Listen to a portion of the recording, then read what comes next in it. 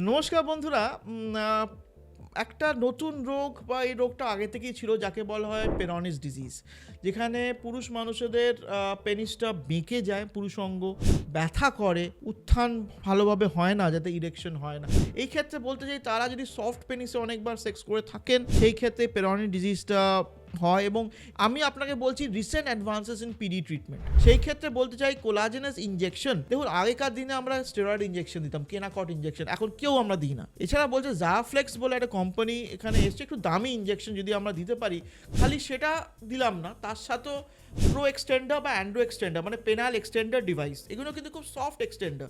আপনি রাত্রিবেলা লাগিয়ে রাখলেন, অবভিয়াসলি কোনো অ্যান্ড্রয়েড ডাক্তারবাবু সুপরামর্শে, এবং সেটা যদি করেন তার সাথে যদি কিছু ওরাল ট্যাবলেটস ইউজ করেন, তাহলে কিন্তু খুব তাড়াতাড়ি পেরনিস ডিজিজ, যার হয়তো অপারেশনও করা হয় এবং অপারেশন খুব ডিসফিগারিং হতে পারে, এবং সেটা থেকে যেন আপনি মুক্তিও পেতে পারেন। যদি এই প্রবলেমটা ভোগেন, তাহলে নিশ্চয়ই আপনার অ্যান্ড্রয়েড ডাক্তারবাবুকে যান এবং সুচিকিৎসার সাথে তাড়াতাড়ি সুস্থ হয়ে যান।